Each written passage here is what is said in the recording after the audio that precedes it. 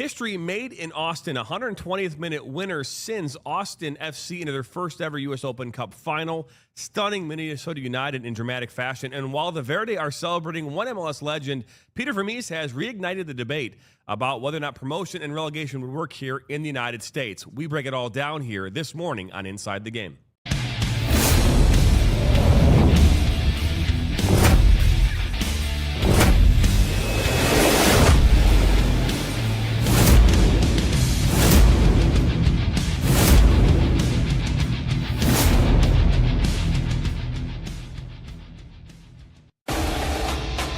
Welcome to Inside the Game on the National Soccer Network. Now, here are your hosts, Jonathan Turner and Nathan Wangler.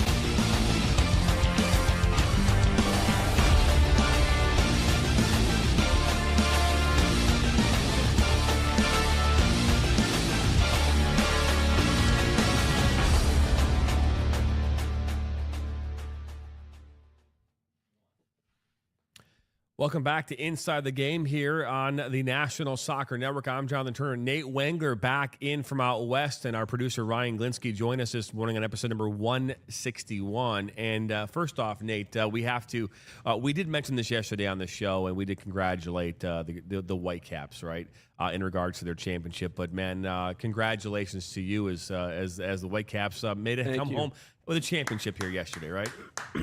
Thank you. Yeah, I don't think I'll ever have another team call games for another organization, another unit, another group that will ever touch that one. I don't think I mean, it might happen. You know, it's a long life. There's a lot of things that happen, but you know, they won 96 games this year. The best record in the last 3 decades of minor league baseball. Swept their way through the playoffs, found a way to win games in literally any way humanly possible. And in a world, especially in the baseball world, where the most important thing is getting yourself promoted to the next level, and we all understand that that's the most important thing. That's why we're here. You know, you want to get up the levels, you want to go to Detroit, and you want to play. It still matters to have team dynamics. It still matters to prioritize winning, even at the lower levels.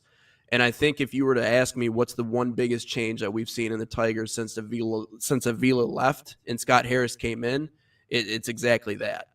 You know, we don't just prioritize winning at the major league level. We prioritize winning everywhere. And you can do both. You can develop good players and win ball games at the same time. That's something that's possible. We've seen the Dodgers do it for years.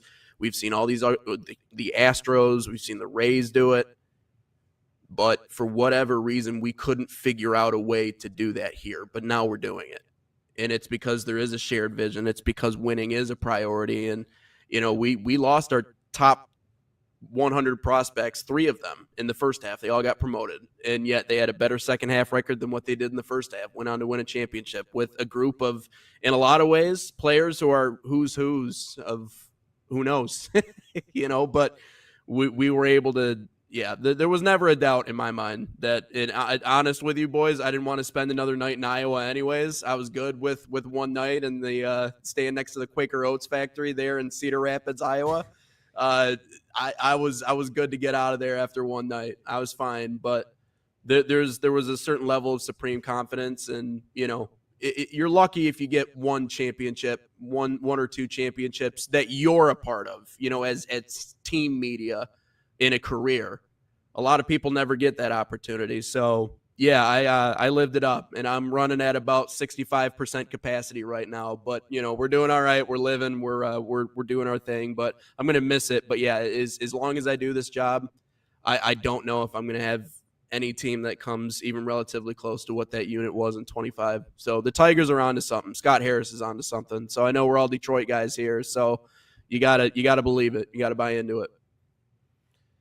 No, I think it's great, and I don't know if I would.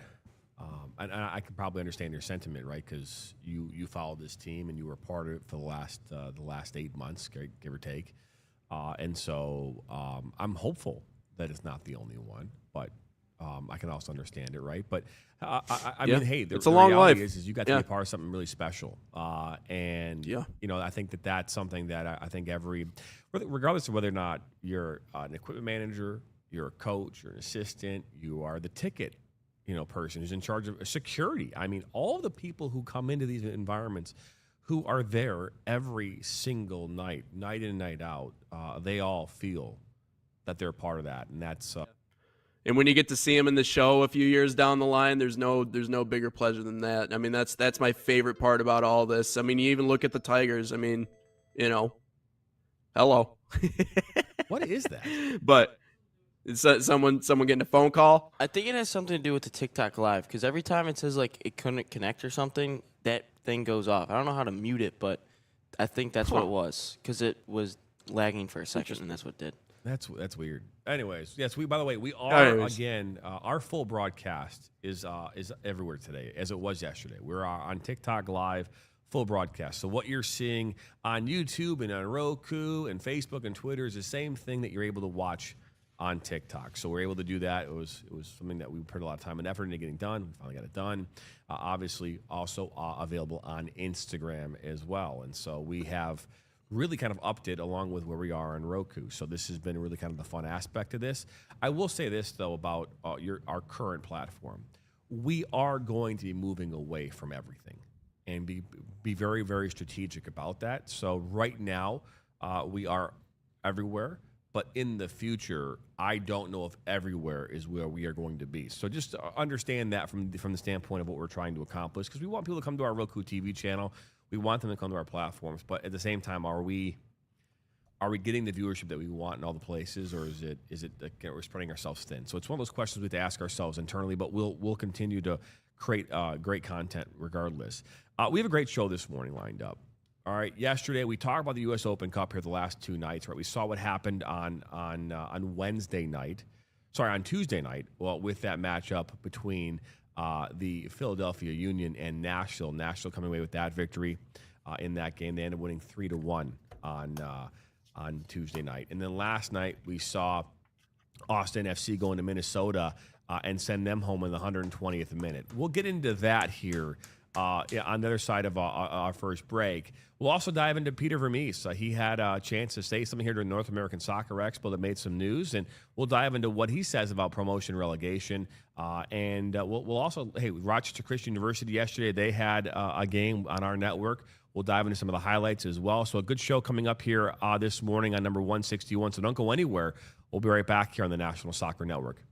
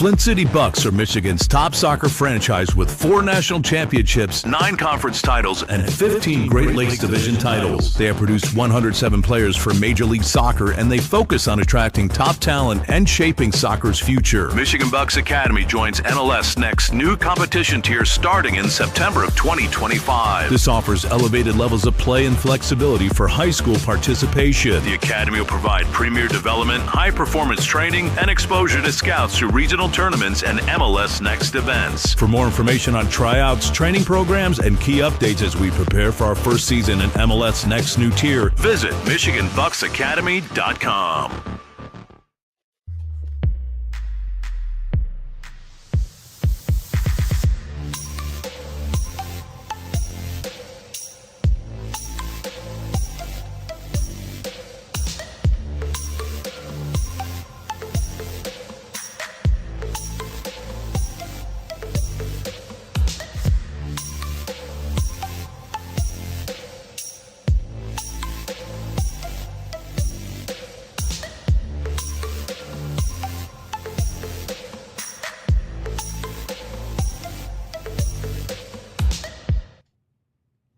Welcome back into Inside the Game this morning on this Thursday morning, the 18th of September. That's Nate Wengler. I'm Jonathan Turner alongside Ryan Glinsky, our producer. And before we dive into U.S. Open Cup, my daughter, love my daughter Zoe, love all my kids, love Zoe too. And She spent $200 on Clash Royale. She did not. She did not. But a couple days ago, she went to my wife took her to the eye doctor. She'd been complaining about her eyes, and she had found out that she's got astigmatism, and she's got to wear glasses when she goes to school. And so she was a little concerned, even though she's been talking about how cool it is to wear glasses for a little bit. She's like, now that it's actually a real thing, she's got to wear them when she goes to school. My wife was saying she put the glasses on yesterday when she got home, and I wasn't there for this. And she goes, "Oh wow, this is what it's like to see." It's like, So, I was like, wow. Again, not knowing that this was, because, sometimes kids are kind of like, is it real? Can you really not see? And you might say you shouldn't be doubting your children, but I mean, to be fair, sometimes you don't just know what's get up used and down. to seeing a certain way. Yeah, you just get used to seeing a certain way, not being able to see. You get used to it. But anyways. Right. So anyways, she comes up to me after all this, and she shows me these glasses, and they're Ray-Ban glasses, but it's the only thing they offered at the place we got the glasses. And so it's like, it's either that or like Oakley's or, way even more expensive types things. But she brings over to me this piece of paper.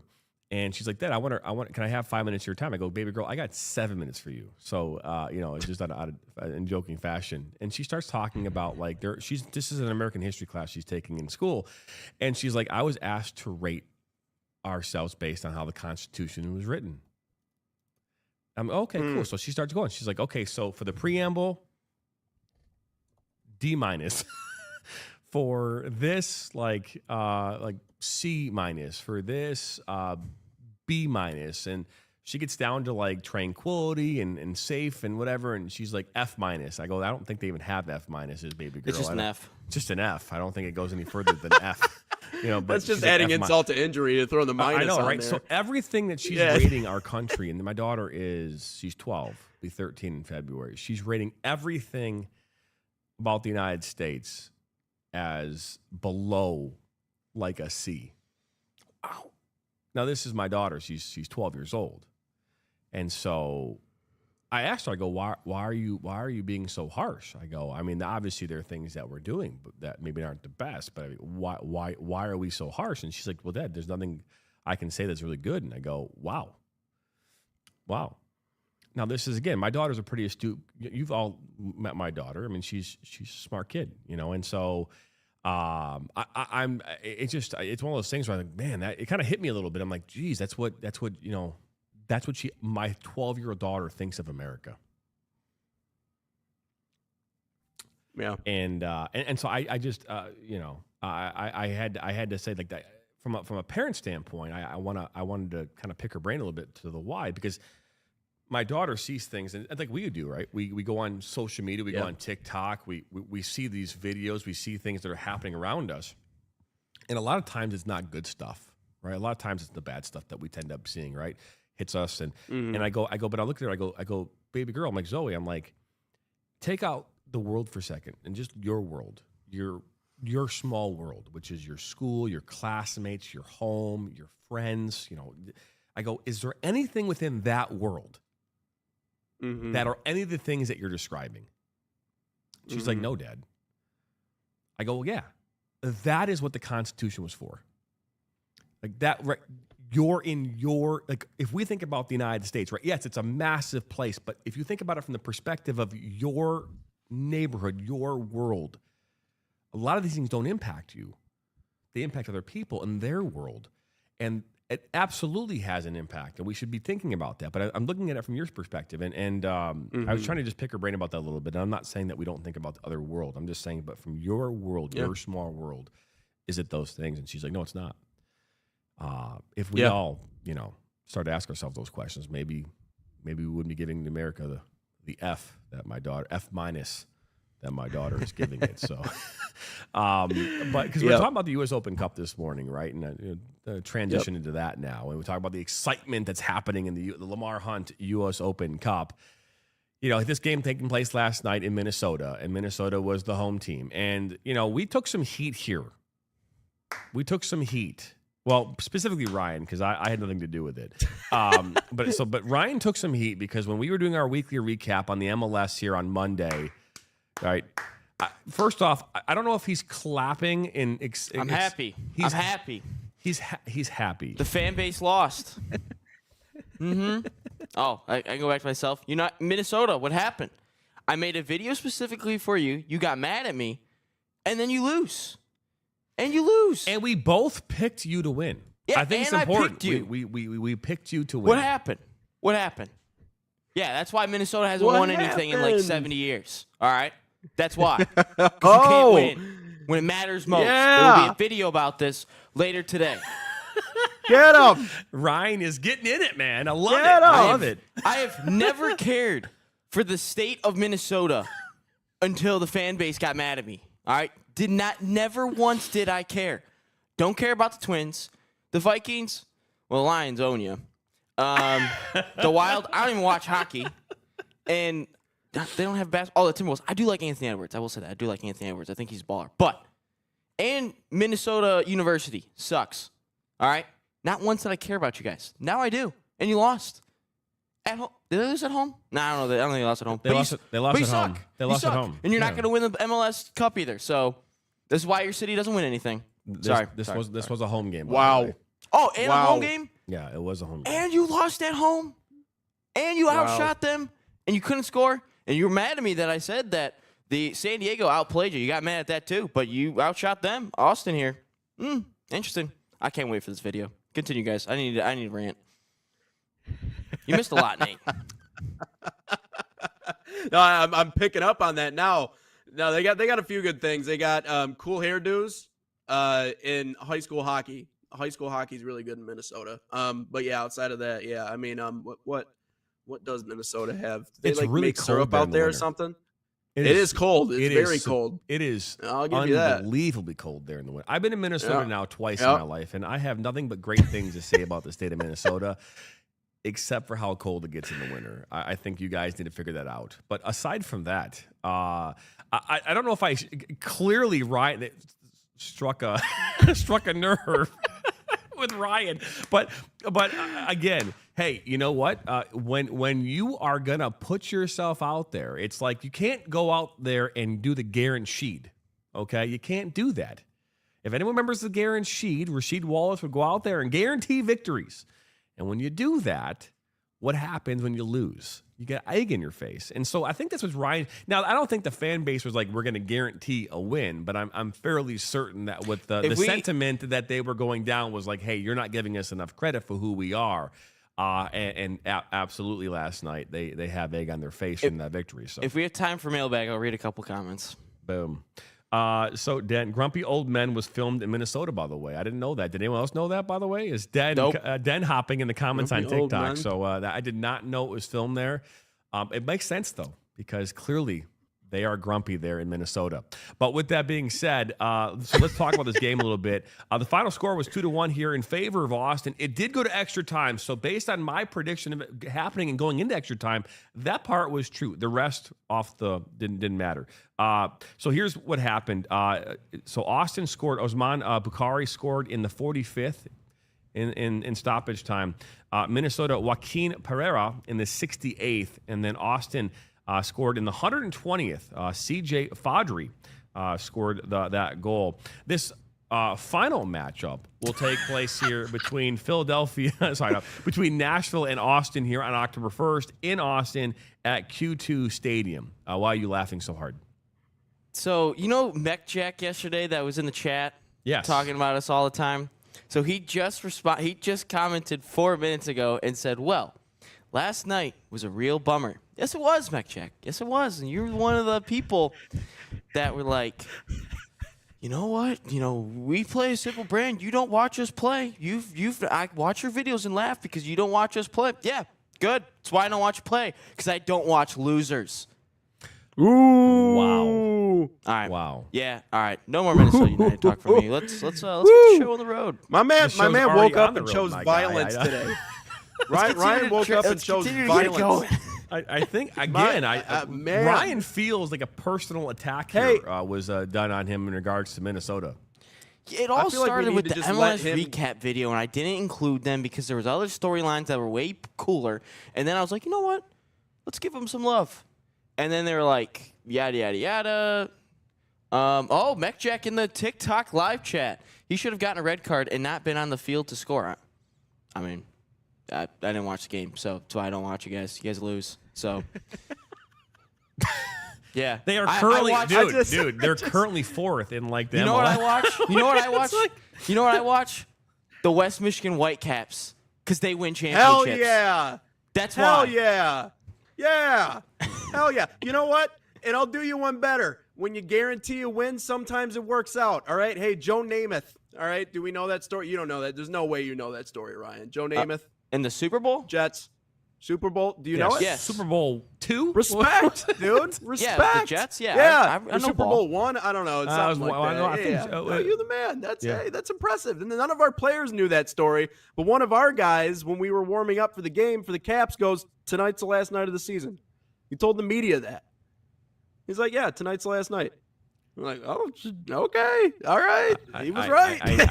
I think our young one here, young one Ryan. He's an old one on the inside though. Little bear. He over knows his here. stuff. He is maybe a little misguided here this morning. A little angry about Minnesota. Hey, to the Minnesota fan base.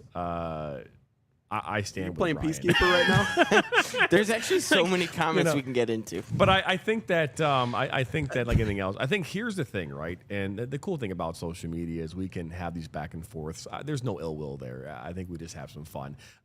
Hey, at the end of the day, your team didn't win last night. You can argue about the results and how it went down. The final score is what the final score is.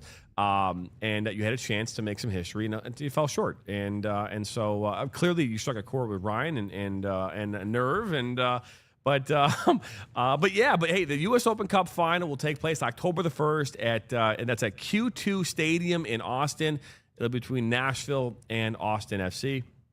Obviously, we'll continue to have coverage about that as we get closer to October.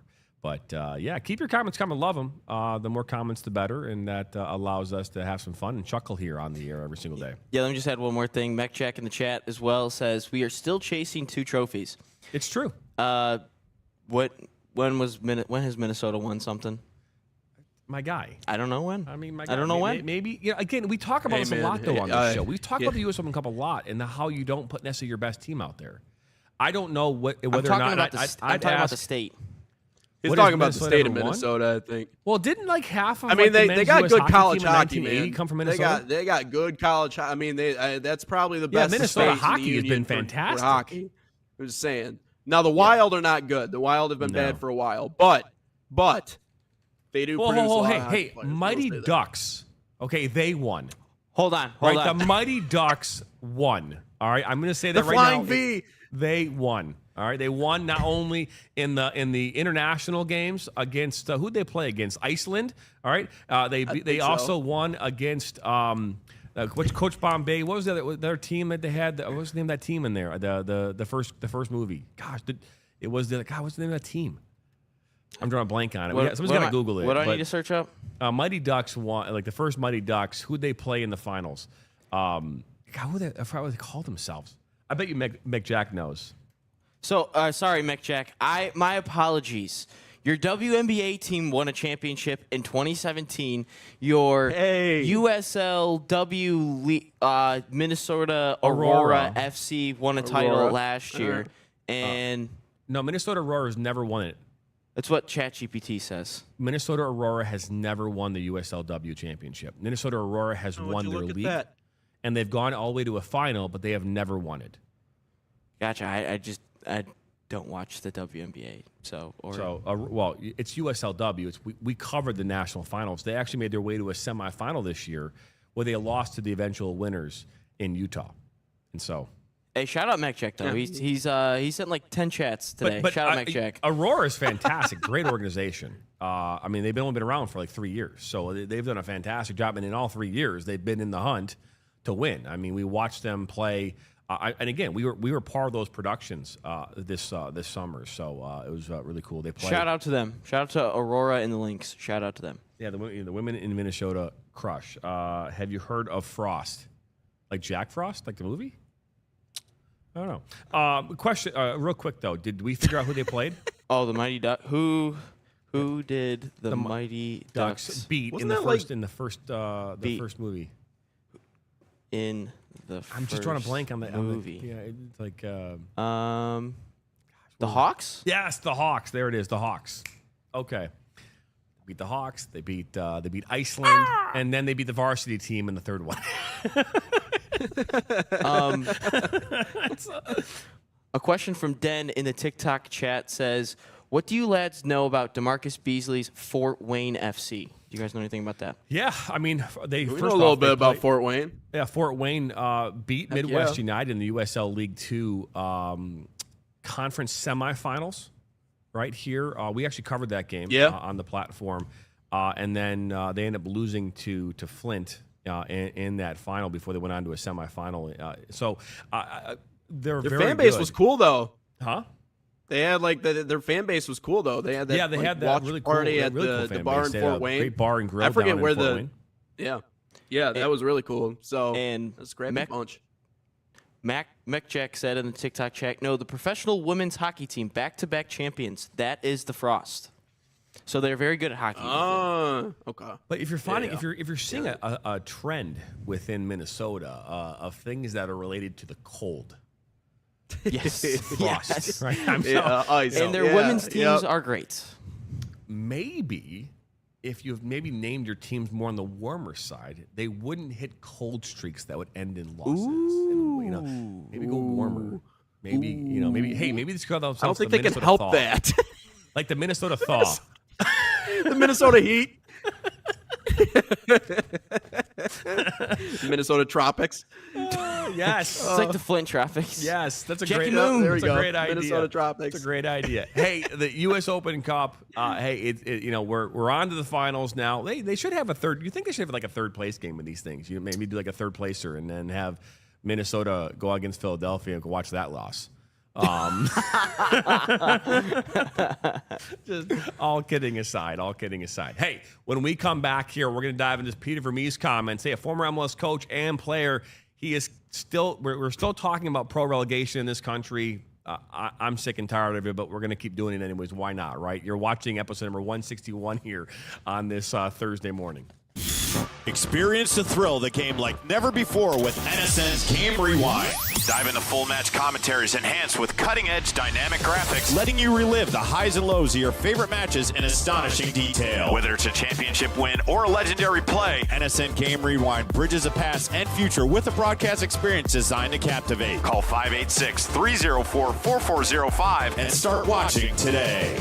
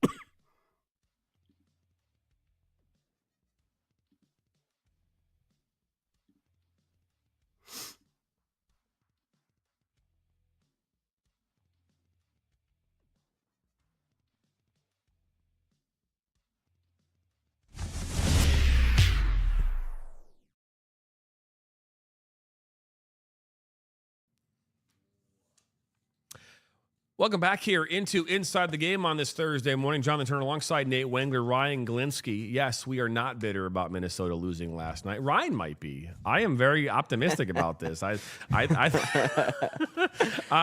mean, hey, Ryan, we're gonna give this message to you. Now that you're in the media and you have opinions, people are gonna attack you for it. And so you have to get some thicker skin, my guy. Oh, I get some thicker skin. That's fine. It's Oh, he's just going off. He's just having his moment. I get it, man. Hey, if they keep That's the nice thing about being in videos, this they chair. keep Sometimes commenting, I'm fine. Hey, sometimes being in this chair, sometimes you look like an idiot, but sometimes you're right. So you gotta, you gotta take your opportunities to take your shots. I respect it. It's not like you said high energy motorboat one day. You're all good, dude. I will say this though. I literally picked Minnesota to win yesterday. So Yeah. Well, we My both man. did. We both did. we both did. Yeah, So shout out to Minnesota. Shout out to the Minnesota United. You guys have a really good fan base. I will say that. You guys are a very passionate fan base. Like you guys, but if you lose, I'm going to talk about it. So fair enough. All right. Let's dive into this Peter Vermees conversation. He was at the North American Soccer Expo. We didn't have a chance to sit down with him just due to timing, but he did have a chance to sit down with some other organizations. Former Sporting KC and U.S. men's national team forward Peter Vermees was asked about potential pro rel in MLS. Vermees said, you go to an owner who spent $500 million for a franchise fee and another $5 million into a stadium. Let's say he's $1.2 billion in debt. And what you're going to tell him is a year from now he can be relegated to the second division. How do you do that? You can't do it. Sometimes we just have to be willing to accept who we are. Our country and the sports industry is based on playoffs. That's who we are. Again, to be fair, his point is exactly what we've been talking about this entire time, which is the MLS, I'm not talking about other leagues. Okay, but the MLS, which has been around for 30 years now, the MLS, you have owners who are pouring hundreds of millions of dollars into their teams. And to now go from the MLS to whatever Division II would look like, and again, we don't necessarily, in this country, Division II, it goes MLS, then USL Championship, and then League One. And then there is the USL2, USLW, all of that kind of fits into, it starts to get kind of messy and chaotic at that point in time. So you're going to sit here and tell me that Minnesota, if they were to lose the entire season and finish last, would now have to go to the championship? Like, what fan base would want that? I'm asking Meg Jack right now on TikTok, if you're watching this, is that something that you would approve of as a fan? It sounds great when you're in the USL Championship to go up. Okay, it sounds great. Yeah. I'm going to go to the MLS. But as a fan who sits in that stadium every single time there's a game with the crowd that you're in, are you telling me that your fan base would accept relegation as an option in the MLS? I'm curious his thoughts, and I'm curious everyone else's thoughts. Because that's what we're talking about here. Take the emotion out of it for a second. Take all the other stuff out of it for a moment and just think about that. You're sitting in a game in Columbus at Laura.com field right now, and you play New York City FC, right? You play them on a regular basis. You lose, and you're now downgraded to the USL Championship. And now you're going to go play the Tampa Bay Rowdies. That's who you're going to go play. And you're telling me that your fan base is going to keep coming back for more games against Tampa Bay and the likes of Orange County FC and you're talking about Pittsburgh Riverhounds. I mean, you're telling me that your fan base is going to get excited about. They're not coming to those games now when they play in the U.S. Open Cup. So you think they're going to show up for these games? I'm curious your thoughts on that. And I don't know if there's any comments have come in. I know, Nate, you have an opinion about this, but I'm curious what our fans, but who are watching this right now, what their thoughts are and opinions about this conversation, because that's the reality. Yeah. We're too far down the line, financially speaking. And I think that's the most important thing of what he said in that quote. And I did get an opportunity to actually see that and really kind of digest what it was that he was trying to say. And I think that part of it is that there's just too much money flying around, because you can quite literally, I mean, if they're spending that much on a team and on a franchise, if they, let's say they get really cold over the course of a couple of years, if they get sent down that's not just a, we got to play at this lower level. I mean, you might quite literally tank that team and that organization. There's too much money. There's too much in the way of investments in the MLS. It's just too much to where logistically, I just don't think it would work. And the other thing we talked about is obviously landmass and all the other stuff that has to line up in order to make that possible for these lower level squads. But we're just too far down the line. And when you look at Europe, yes, they have a system of promotion and relegation, but they also have had that system for how long? I mean, really, since the beginning, there has been a system of promotion and relegation. We've only had the MLS for 30 years. Really, professional soccer in this country for 3 decades. That's it. I mean, to put that in perspective, the last time, there's a lot of different ways we can go with this. But that's the part to me that just doesn't promote in any way, literally and figuratively, having this model work in the United States. It just doesn't work out. I think we're living in a fantasy land. I think if we had the deep, illustrious, colorful history that they have in this sport over in Europe, and we've had it since the beginning, then yeah, you figure out a way to make it work. But soccer, I'm not saying it's brand new in the United States, but we've only had the MLS for 30 years. And now with the amount of money that's flying around, even if you were able to come up with a system, you're telling me you're going to be able to go to a group of owners and pitch this to them, and they're going to agree to it. And I also love the part of the conversation where he said we have to accept who we are. I think that's the hardest thing for American soccer fans because they don't really respect the brand of American soccer. There's just a lot of fans of this sport that don't. And I think that's the hardest thing. We have to accept who we are. It is built off playoffs. We do have a closed league system for all of our leagues. The NBA you can't just get into. It's not promotion relegation. Major League Baseball, the NHL, these are not pro-rel leagues. We have to accept who we are. And that's something that I think it's just really hard for a lot of people. Comments coming in still on TikTok, and one of the comments was about not having billionaires buy teams. And the way the expansion system is right now. For someone that covers everything from youth soccer all the way up to the professional ranks, the only thing that matters in getting teams to go from one level to the next is money. Yeah. I mean, we can talk about how great your fan base is. We can talk about how great, people are, the team might be. But if you have no money, you can't do anything. And so that becomes the fundamental problem in all of this. Yes, in a world where money didn't matter and all that mattered was fantasy success, we would not be having this conversation right now, but we don't live in like Candyland. Yes. We live in the real world, and the real world, in order to put the stadium that's in place in Minnesota right now, the one that you are a fan of, by the way, and at the same time, you're asking that the teams don't need the money. Well, where did the Minnesota United come from? They were an expansion team that came out in the last 5 years, right? The last 6 years? And an expansion team that had to get $1 billion investor in order to make this happen. So on the same moment, you're talking about how it's not great how the expansion system works.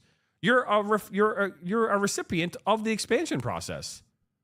Yeah. And so while I think it would be great to have this hierarchy of and a clear understanding of the pyramid here in the United States, which we still, to be fair, if you were to ask 10 soccer fans the pyramid and how the hierarchy of soccer was, you would get 10 different answers, right? So I think that's also a problem, a fundamental problem. If we talk about pro relegation, it cannot happen in its current system, period. There's no money at the lower ends to be able to support it. And as much money as the MLS is supposedly making, they don't have the money to support that either. They don't have the money. There's not because again, in order for pro rel to have to happen, you would have to, the league itself, MLS, would have to be the one to handle the money aspect of this. They would have to support it because the team that goes down from the MLS, they're probably fine. But the team coming up from the USL Championship or for whatever other league we have that would be there, well, then they now have to step up and do they have to increase their salary. All these things have to increase. And so their travel budget, all these things have to come up. And now what happens? It's Yeah. It's no different, JT, in my mind, than a Division II school going to a Division I school here in the United States, or any other sort of promotion or bump up. I think about this all the time with, we have Grand Valley State here in Allendale. I mean, notoriously, they run the table in every sport ever. To go from Division II to Division I, the amount of money you have to spend on facilities, the amount of money you have to spend on additional staff, upgrades, all of these other things, almost makes it not worth it. Yeah, could they make that leap? Sure, but immediately. But you have time to plan something like that. Like, if you're going to take that leap from one level to the next, that's a few years down the line. Promotion and relegation, I mean, you're there. Like, it's not like you have a ton of time to plan that out. You just do really well, and all of a sudden it's like, yeah. So the money thing, it sucks to just say money, because I feel like sometimes that cuts the conversation short. If you're like, there's just not enough money, you're like, okay, well then, whatever. Yeah, but that's exactly it. In a perfect world, in a fantasy world where currency does not matter, yeah, we could create a system like that, because we like understories, right? We're underdog stories. We're Americans. Like, that's something that I think we all like. I mean, every single hero story has an underdog and a villain, but it doesn't work logistically in my mind. Yeah. By the way, I want to stand correct. Minnesota United, they joined the MLS in 2017. Shout out McJack. And they were originally formed, though, in 2010. They were called the NSC Minnesota. Played its first season in the USF Division II Professional League. What was that? Even the internet doesn't know what league they played in. They rebranded as the Minnesota Stars FC and playing in the North American, so NASL, which the NASL now, and then they won that championship, and then 2017 they were awarded a franchise in Major League Soccer. So I will say this though about the whole promotion relegation system. If you look over in Europe, Mac Jack and I were having a little chat in the TikTok chat about, teams like Schalke and his favorite team, Stuttgart. They get all this money, when they go into the Bundesliga, which is Germany, and then you look at, teams like Luton Town that go into the Premier League. They gain a ton of money, but at the same time, they get relegated, they lose a ton of money. So you're losing a ton of, even if you're, let's say, Detroit City FC, for example, because they're local, they get promoted into the MLS, and they're going to make a ton of money. However, the players know, because there's clauses in the managers, there's clauses in their contract where if they go down a level, they lose money. And that's kind of the whole thing is when a team goes down in Europe, they lose a ton of money, and they all know that. So again, if you're an owner like that, you can do this clauses in your contracts. You'll have to lose staff. Like, everyone knows in Europe that if you go down a division or if you go down a league, you get relegated regardless of whatever league that you go down to, whether it's 3, 4, 5, non-league, anything like that, you do lose money. And to say that, like, you put $1 billion up just to qualify to get into the MLS, again, we should stop expanding the league to begin with. Let's be real. We have to stop expanding it. And if we want this to happen as Americans, but it's not going to happen, we can't do promotion, relegation in the NBA, anything else like that. But everyone knows in Europe that if you go down, you lose money. And everyone knows what they signed up for. But we are too far down the line in order for us to implement this. We just are. No, I think it's great. And to be fair, if we look at in other sports, obviously in other sports like baseball, they have a tremendous semi-professional environment. But to be fair, a lot of those are owned by the major league baseball team, right? And so they're under league. They already own it. So in the promotion relegation standpoint, I mean, realistically, in baseball, you could probably do it, right? It'd be kind of like this thing where they already own it anyways. It's like it's like just move them to your big stadium. Yeah, we're gonna move Grand Rapids to Detroit. We're gonna send Detroit down to Grand Rapids. I mean, that's what ended up happening. Because you wouldn't make like the Grand West Michigan Whitecaps. You wouldn't make them like the Major League Baseball team. You would just send them to Detroit. They play there. I mean, yep. That's right. The Whitecaps are now the Detroit Whitecaps. You just change it up, man. And there World you go. Series champs. Does the Well, again, broadcaster go they're with all them or like no? feeder. They're all feeder teams into these environments. Across the pond in Europe, I mean, yeah, you might have some players on loan, but those teams, for the most part, are not owned by the big team. Right? They're all owned by a separate organization. It's different. Right. Sometimes Right. communities. As Ryan has alluded to. The pro rel conversation is something that we'll continue to talk about because I know with this whole new thing with the USL and their new Division I league, they talked about that. But to be fair, they have that system in place. And if you were to say the MLS could with MLS Next Pro start to offer that, but again, that wouldn't be the same thing. Columbus Crew 2 would just be considered, okay, they would just put the 2 there, but it would legitimately be the same players that play on that MLS side. I mean, what are you going to do? I mean, it wouldn't work. And I don't mean to be disingenuous, but we are a playoff-hungry country. We are a country built on all-star games. We're a country built on the entertainment aspect of this, which Stars. the other countries and other places around the world don't care about. I mean, there's entertainment value in these games, but the entertainment comes from what happens on the pitch, not what happens outside the pitch, which we focus a lot on in our environments here in the U.S. We're just different, and I think we need to start accepting that. I think it's okay. Yeah, I was just about to say that. It's okay. It's okay to be a little different. It's okay to do things a little differently. Like, that's exactly it. Yeah, that's the part that we have to get over that hump. I feel like if we get past that, we're going to be able to do some pretty great things and continue to grow the sport, which obviously it is growing. But like that's the part right there. Like we look at the product that they have over in Europe and we're like, it's so pure, it's so perfect. This is exactly what we need here without actually thinking about logistically about what this country is and what they like and what they buy into. And obviously Peter Vermees has a much better understanding of that than old Nate Wangler does. But no, I agree with that 100%. So I do want to get this coming in from the TikTok check.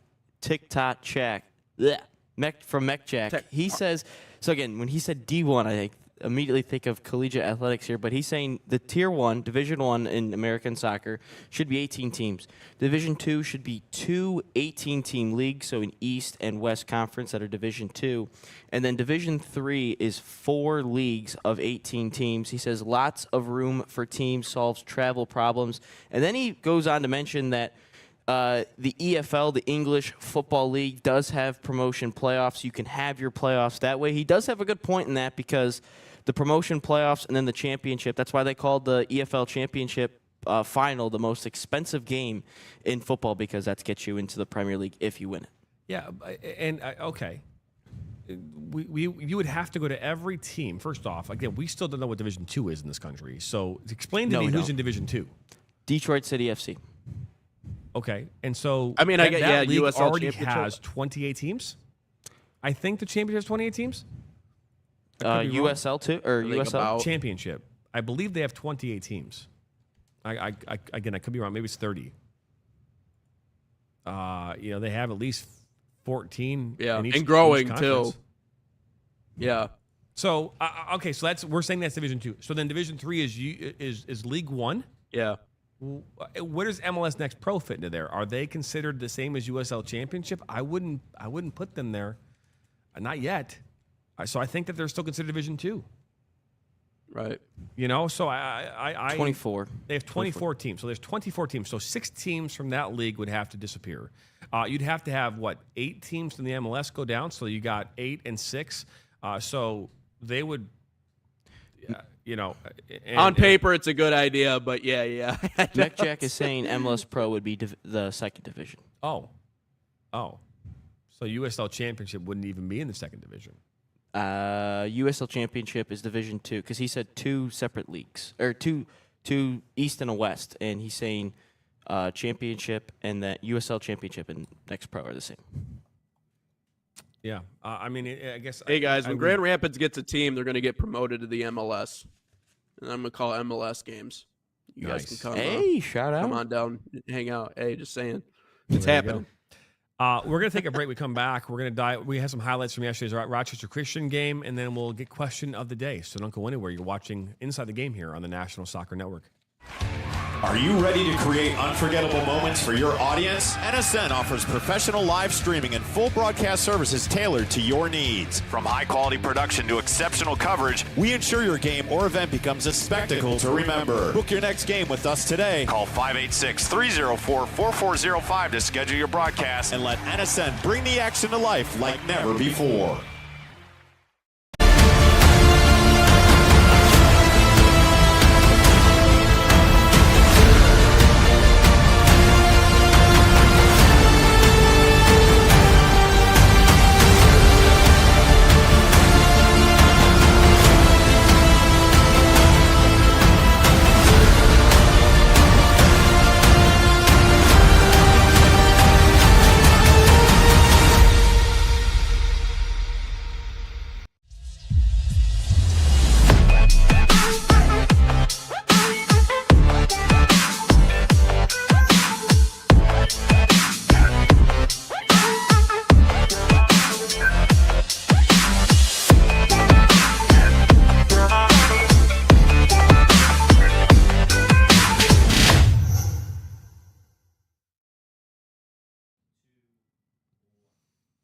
Welcome back here into Inside the Game here on this Thursday morning. We're live in our Shelby Township studios here as we wave hi, and Nate is out in Grand Rapids.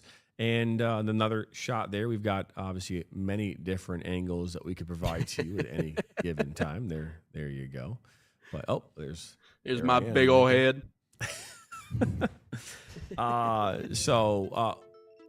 For the sake, TikTok, man. for the sake, pick up the phone. For the sake of time, we will not continue ProRel here today, but maybe tomorrow we just have some time. We will announce our guest lineup for next week. Right now we have 3 guests lined up Monday, Tuesday, Wednesday, working on Thursday and Friday as we speak. Yeah, we don't have the Buffalo coach in the graphic, so. Yeah, but there is another one. We just confirmed it during the show. Yeah, we did. That's right. So next week, Monday, we've got Wake Forest women's soccer head coach and joining us, as well as Kevin Boyd from the Milwaukee women's soccer program on Tuesday. We did just confirm Buffalo for Wednesday. Kevin Boyd, his team is in the Horizon League. Wake Forest is in the ACC. So we're excited about that coming up here next week. Hey, yesterday, Rochester Christian had a chance to take on Bethel University, which I know has had a lot of success over the years. Nate, you actually used to do some work for Bethel, if I'm not mistaken. I did. Right, so let's go ahead and roll yeah. some of these. Well, first off, it was 3-1 here in favor of Bethel. So it looked like 3 different goal scorers in that game for Bethel. You had Olivia House, score the goal here in the 15th minute for Rochester Christian. They will play again here on September 20th, opening up their WAC play. But take a look here at some of the highlights from that game. What a goal. Fourth What minute a goal. What a strike. What a strike from inside the 6. USA. But no, that's great. That's at the Washington Township place, not too far from here. It's a good complex. That I would say I've like kind of seen that whole area kind of grow a little bit since I've been playing there. Gosh, I was like a teenager at that point when first started going. That's a nice finish as well into the bottom corner. But it's a good level of soccer being played there. I've been waiting for Bethel to take off a little bit too, because I know their head coach Jason Freeman. So you're right, JT. I did do most of their home games a season ago. A good friend of mine was good finish off the post.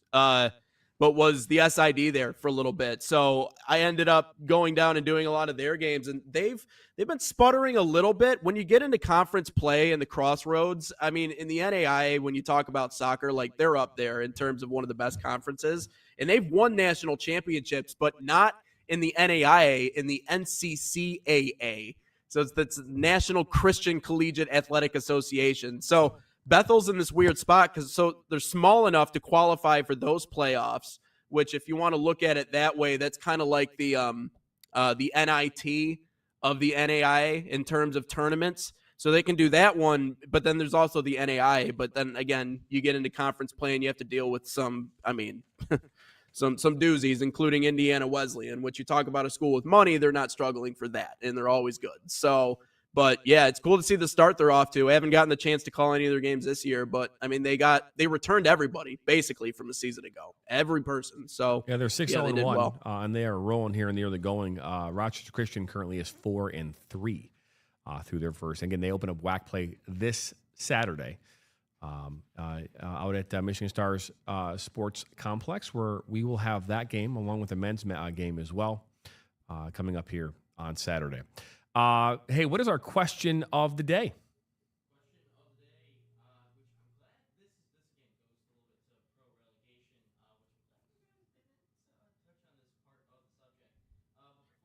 Hey, Ryan, you got to turn your mic on, bro.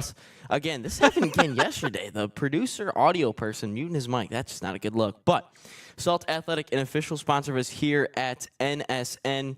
Use promo code NSN15 to save 15% off. Visit saltathletic.com today or scan that QR code. But again, this comes back to promotion and relegation conversation with the MLS.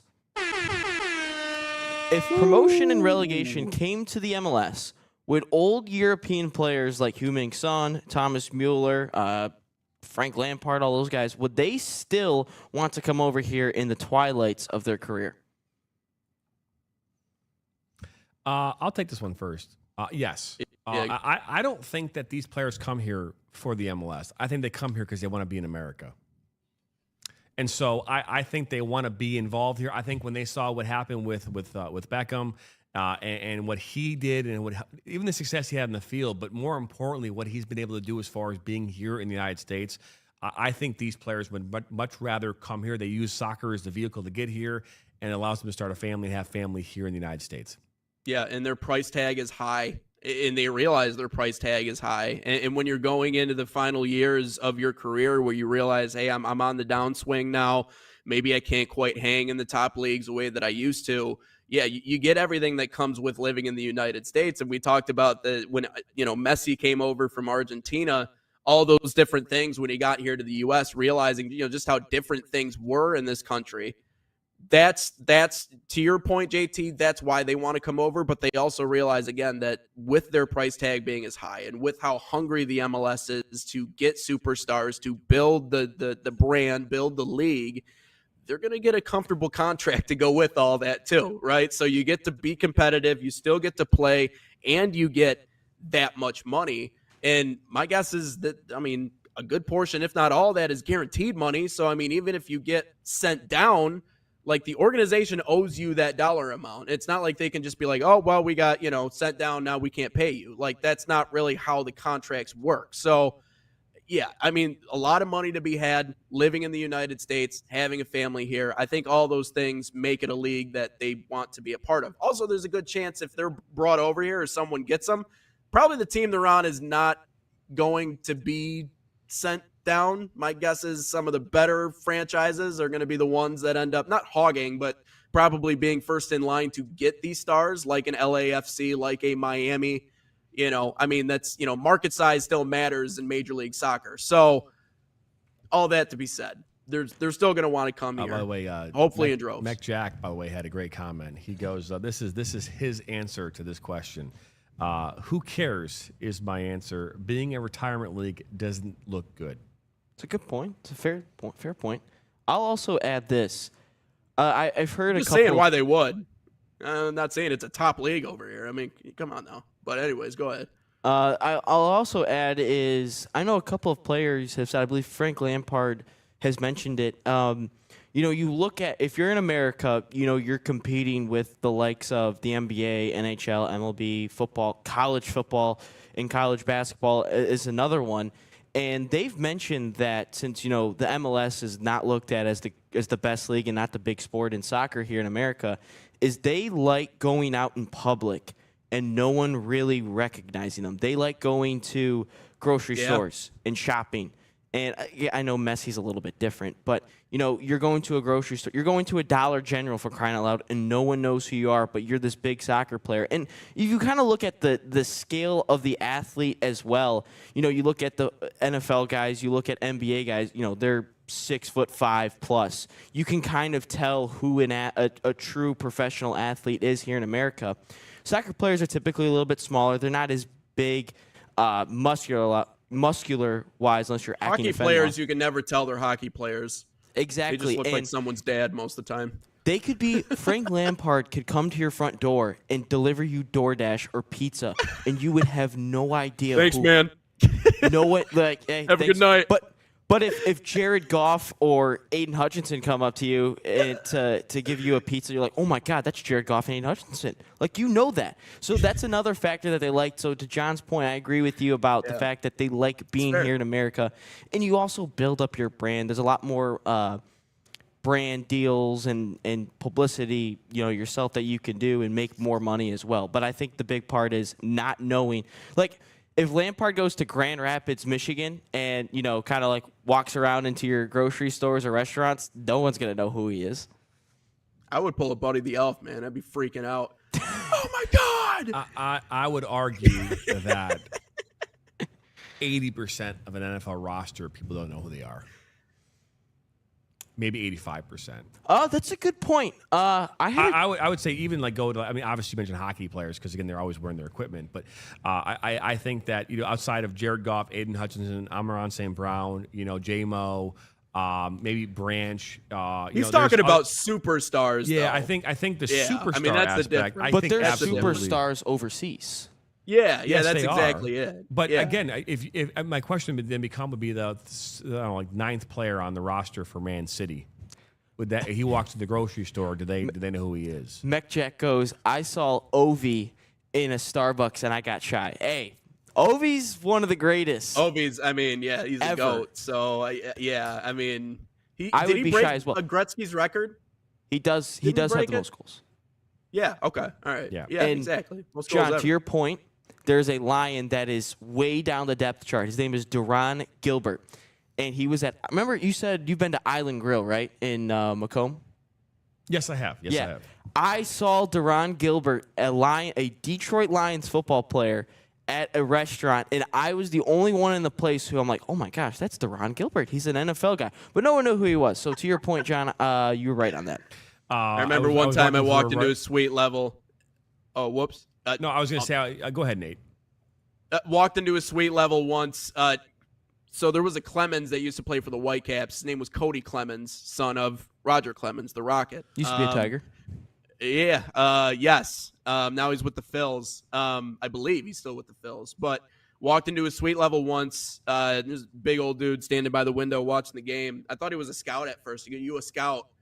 He turns around. It's Roger freaking Clemens.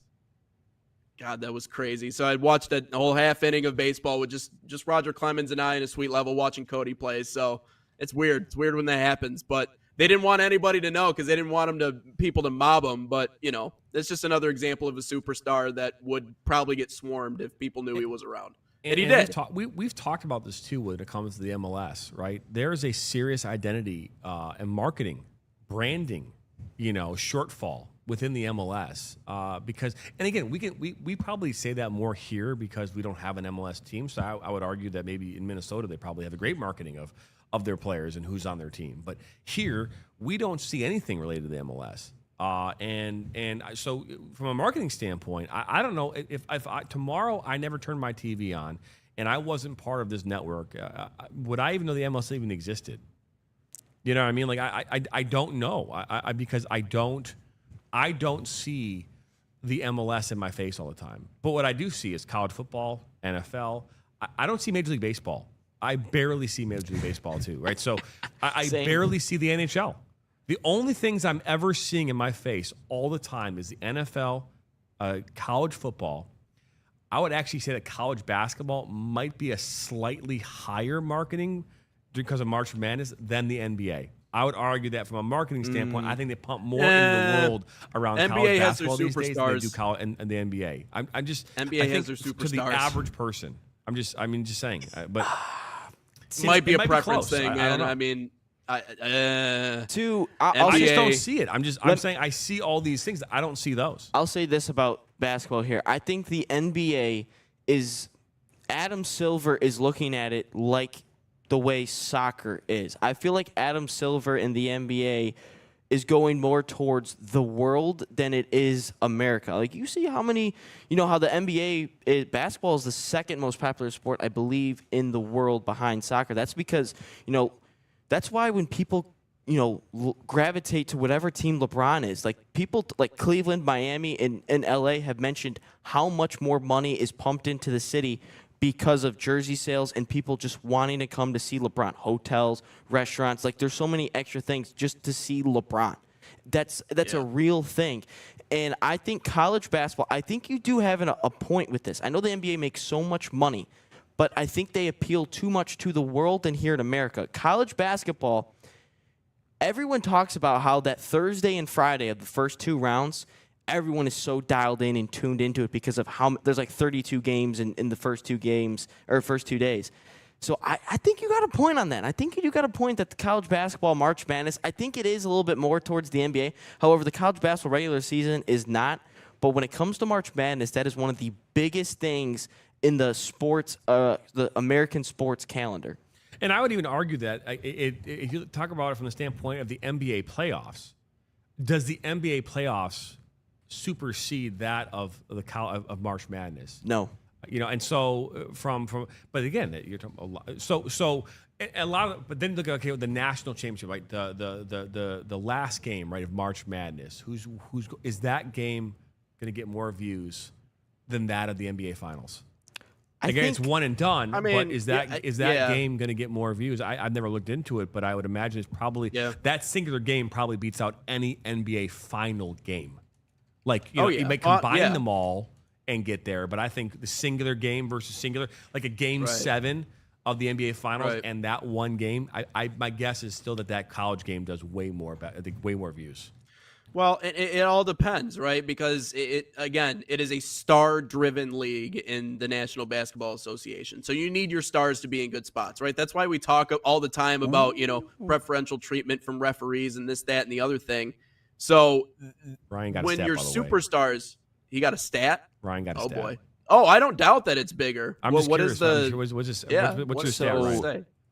I think we got to do a couple factors into this, but this current year, so I searched up the Florida-Houston game and then Game 7 this year. $18 million to $16 million. March Madness cleared. $18 million to $16 million of Game 7. But I think Nate was kind of on the right track of it. It also depends what NBA franchises are in the finals. Indiana and Oklahoma City small. Oh, well, yeah, and OKC, okay, OKC is they're the Avengers. They've been great all year. They've been good. Yeah, they got some young. I mean, like, they're an exciting team, but them versus Indiana, Tyrese Halliburton's a cool story, but then obviously his Achilles left the building in Game 7. So automatically, it's like you don't have that star-driven power. This isn't a LeBron and Kyrie versus the evil empire of the Golden State Warriors. He might have another stat. So, oh boy! All right, so I hear went him back there again, and I was like, let's go back to an NBA Finals that had some really big implications. I can go back to 2016, but I went back to 2022 with Game 6 between the Warriors and the Celtics. This is big. Steph Curry, he's not the best point guard of all time, but he's one of the best. And then the Celtics, massive fan base. How many views do you think they got in that Game 6? You said it was 16 for the one. 16, that, 16 for this past year in Game 7, but this was the final game between a big market. 12 million. 20. Nate, what did Nate say? 20. 20? 14 million. I split. Wow. And the lowest in the last 5 years of March Madness is 14 million in the finals. I'll go back to 2016 to let you know. Give me a second. And that doesn't include, by the way, just so that does not include all the people who are watching it at home with their buddies, right? So he's got one TV on, right? And so I would argue that there's a hell of a lot more people watching these games than we even know, but because people are watching them in bars and all that kind of stuff. But he's got more. All right, this one I was a little bit right. 31 million for Game 7 between the Warriors and Cavs. So, I mean, then you add in the elements of the superstars. So, but that's the way the NBA is set up. It's set up around superstars.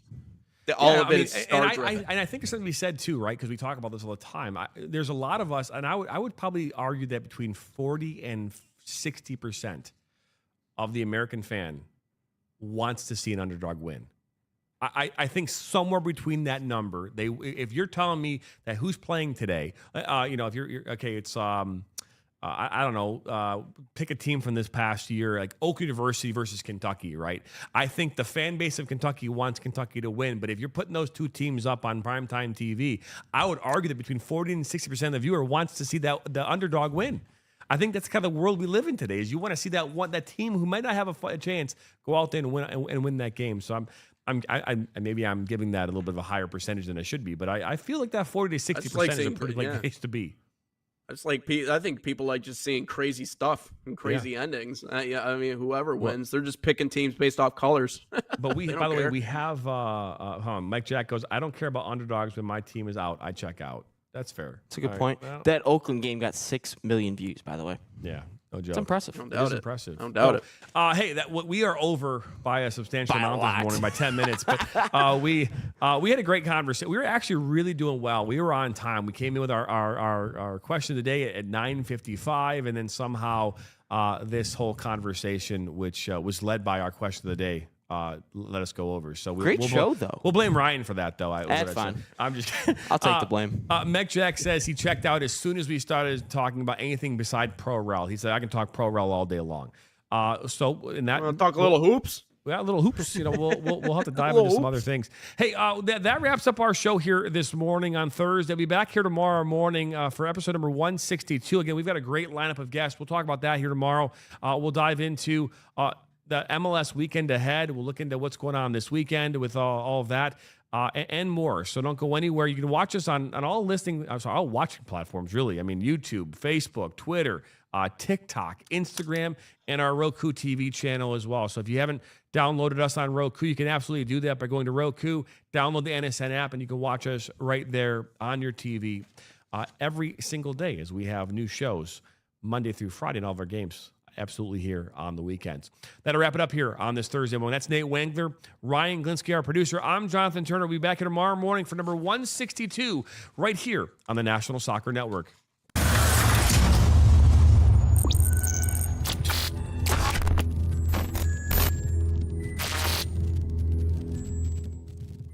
From the biggest matches to the hottest takes, Jonathan Turner and Nathan Wengler bring you the stories, the analysis, and the edge you won't get anywhere else. Streaming live weekdays at 9 a.m. on YouTube, Roku TV, Facebook, Twitter, and all major platforms. No filters, no fluff, just real talk, real soccer. This is Inside the Game.